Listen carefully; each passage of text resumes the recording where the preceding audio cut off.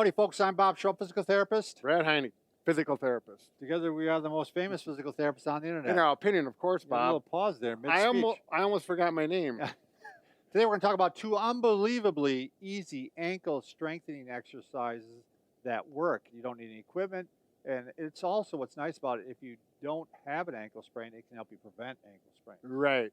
So if you have what you think are weak ankles, very good to work on these. Oh, and yeah. they're so simple. That's what I like about them. Exactly right, Bob.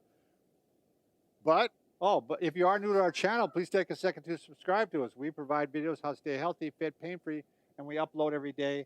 You're also going to want to go to Facebook. I don't know what we're giving away right now, but we're probably giving away something. Maybe we're not. No, we may not be bad this time. didn't you prepare? No, I mean, this one we did this one now, but I mean, you're going to see it in the future. And so I don't think we're giving away anything. They right want now. to get to the exercise. But you want to go Bob. to Facebook, Bob and Brad anyway, because we'll be giving stuff away in the future. There you go. So, all right, Brad, you're in charge here. Well, you know, Bob, I was at work, and one of my co-workers' daughter's in gymnastics and freshman in high school, and she's got unstable ankles, and she went and bought some equipment, wobble board, and spent, spent $50, $100 on equipment for her daughter, wanting to have her the best chance of being successful in gymnastics. Understand. And I'm thinking, well, there's some really good exercises that are going to help you out. You don't need all this equipment. Right. So with ankle sprains, what you want to have is weight-bearing exercises.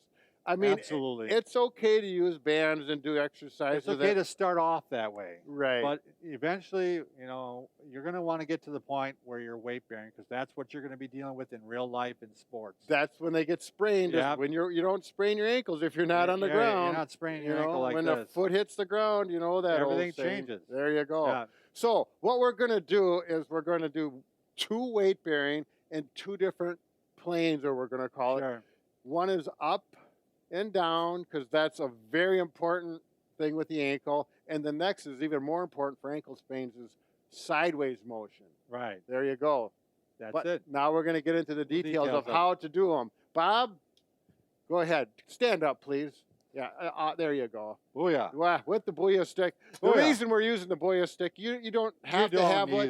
You can use a cane. You can put your hand on the cupboard, but you usually need something to balance a little bit. To start, especially. Right. Particularly if you got one sore ankle or weak ankle. Yeah. Or, these are equally as good for people who are older, who are, concerned. Like, we're in our 50s now, Bob. Right. Don't forget. You notice your balance changes as you get older, so you want to maintain that so you don't fall. I've actually got a program coming up, Brad, just to give a little teaser here, for people with Parkinson's. They can use the booyah stick. Oh, good. So, good. All right. Always interfering with my thunder. I'm always trying to jump in. Here we go. So we're going to, simple. You go up on your toes. You want to do it that way. I'll do a profile. You simply, now we're using the stick just for a little balance or whatever you may have. You can do it if you can do it without that. It's good to do it without it, so you work your balance, your proprioception. So you see how we're rocking back. Now I've got you go back as far as you can this way, pulling up and this way, up on your toes. And you're going to do 10 to 20 repetitions of these. And if you do them slow, with real control motion, you'll get tired. You'll feel those muscles working, and you'll feel your balance working. Now, if you can do this on 2 feet and you get 20 reps in, then the next thing to do is go on 1 foot.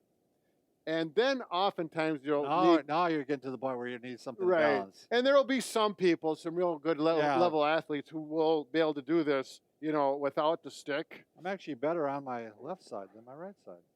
By the way, this is a good exercise. Both of these are really good for the elderly. Oh, sure. Without a doubt, because your balance, as you get older, but at all levels, actually, a lot of it comes from your hips and your ankles. Yep.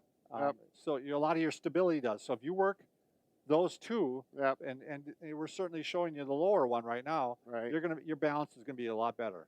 If you're over 50 or 60 or older, chances are you will not be able to go on 1 foot and do it. If you can, you're way up there. Yeah, you're advanced. You're definitely advanced. So then you go to 1 foot and you do up to 20 of those. And if you can do that, you're doing well. Then you're going to maintain. Now, the next one for lateral motions, it works completely different muscles in your ankles, the ones that oftentimes sprain the peroneals, or do you say peroneals? Peroneals. That's I how say it. perineals. Yeah. Well, but Well, it that's might be perineals. yeah, whatever. Peroneus The muscles longus, that peroneus support. longus and brevis, right? Yes, yes. Yeah. See. Anyways, these are fun. I call them the ziggy zaggies. Yeah. Okay. That's our technical term for it. Technical terms. Now, this has a tile floor, and it's a really nice tile floor, by the way. Each tile is 12 inches. Nice. So we're going to go 5 feet. I'm going to count 5 feet. 1, 2, 3, 4, 5. And I'm going to go over there doing the ziggy zaggies. Now, this is it. It's kind of like the Charleston, but you're going to move. Now, you cannot do this with socks on because you need some resistance. And that typically works. Now, Bob, you got some dress shoes on. Yeah. You have enough resistance? It's giving resistance. If you have leather soles, they may slide a little easier. It all depends on the floor in your shoes, but you'll know once you work with it.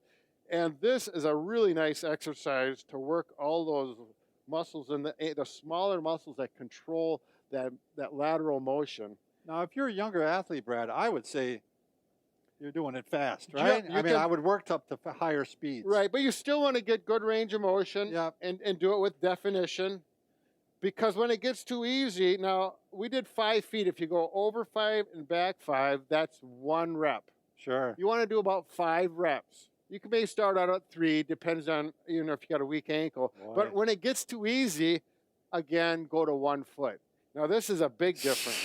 And if you can do this without your balance Boya stick or whatever you're using, then you're really good. Because I'm having a hard time. This really fatigues you out fast, doesn't it? It doesn't only fatigue wow. your ankle, but you feel the whole leg and the hip working as well. I feel it in my calf muscle just fatiguing. Oh, out. sure.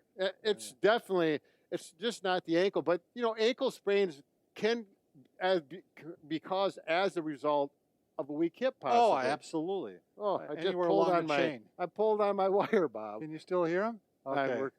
So again, then you go to 1 foot. If you can go back and forth 5 times on 1 foot, 5 feet, you're golden. You're going to really have a minimal chance of ankle sprain. Your balance is going to be incredible. Yeah, you're lowering your chances, that's for sure. I'm thinking we could create a dance for this. It'd be like, remember that? You can add music. It's like flossing, that flossing thing. Well, we could do the ziggy ziggy dance. It's going to be big. Oh, yeah. You watch out. It's going to cross the country. All right. You think I'm kidding, don't you? Yeah, I do.